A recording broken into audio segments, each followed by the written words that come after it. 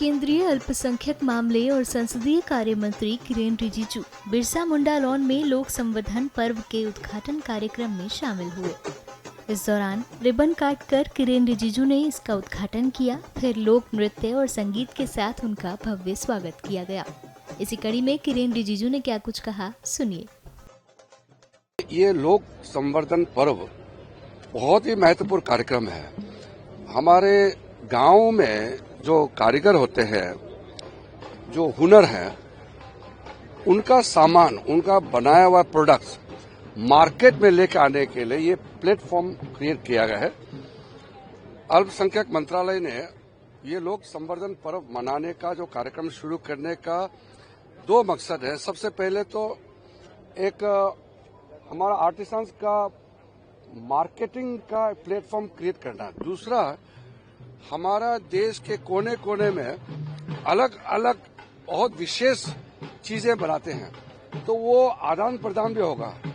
जम्मू कश्मीर वाला यहाँ आकर के अपना सामान बेचेंगे, दिल्ली वाला फिर चेन्नई भी जा सकते हैं, चेन्नई वाले मुंबई आ सकते हैं, और हमारा देश का जो देसी सामान है उसको बिक्री करने के लिए लोगों के बीच में ले जाने का ये बहुत बड़ा प्लेटफॉर्म है और लाभ मिलता है। उसका आने जाने का, रहने का सारा व्यवस्था हम मिनिस्ट्री करते हैं।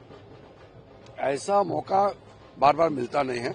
आर्थिक दृष्टि से ये अपना जीवन में उठान पहुंचाने में बहुत बड़ा योगदान मिलेगा। सर, सरकार के 11 साल पूरे हुए हैं। सरकार अपनी उपलब्धियां गिना रही है कि किस तरह से जगह जगह हर मिनिस्ट्री में, हर डिपार्टमेंट में किस तरह से प्रोग्रेस हुई, लेकिन कांग्रेस क्वेश्चन कर रही है, कह रही है मोदी के 11 साल 33 मिस्टेक वो गिना रही है।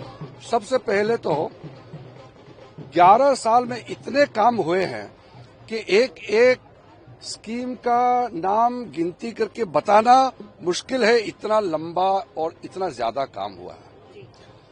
दूसरा है, इन 11 सालों में हमारा देश कहां से कहां पहुंच गया। अब बड़ा स्तर पे देखेंगे तो हम 11वें स्थान से 4थे स्थान तक, मतलब विश्व का 4th लार्जेस्ट इकोनॉमी, 4थे स्थान तक पहुंचना, ये तो पहले तो सपना देखते थे, ये अब हकीकत हुआ है। अब तीसरे सबसे बड़ा अर्थव्यवस्था भी बनने जा रहा है। और आत्मनिर्भरता, चाहे डिफेंस में हो, चाहे स्पेस में हो, टेक्नोलॉजी के माध्यम से आप हर क्षेत्र को देख लीजिए, और अपने खेती बाड़ी, अपने जो वस्त्र, हर दृष्टि में हम एक तरीके से बहुत ही आत्मनिर्भर के, पूरा आत्मनिर्भर के दृश्य जो हालात में हम पहुंचने वाले हैं। और एक्सपोर्ट इतना बढ़ गया। हम लोग जब नए नए एमपी बने थे, हम तो एक्सपोर्ट तो क्या, हर चीज इंपोर्ट करते थे। आज तो इतना बड़ा एक्सपोर्टिंग नेशन भी बन गए हैं हम। हमारा $800 बिलियन से ज्यादा एक्सपोर्ट करते हैं। हम जब नए नए सांसद बने थे, $50 बिलियन भी हमारा एक्सपोर्ट नहीं होते थे। तो कितना बड़ा ट्रांसफॉर्मेशन हुए हैं। ये सब चीज जो है देश के लोग सेलिब्रेट करते हैं। हमारा देश आगे बढ़ेगा तो हर भारतीय खुश होगा। कांग्रेस पार्टी अगर खुश नहीं है तो हम क्या कर सकते हैं।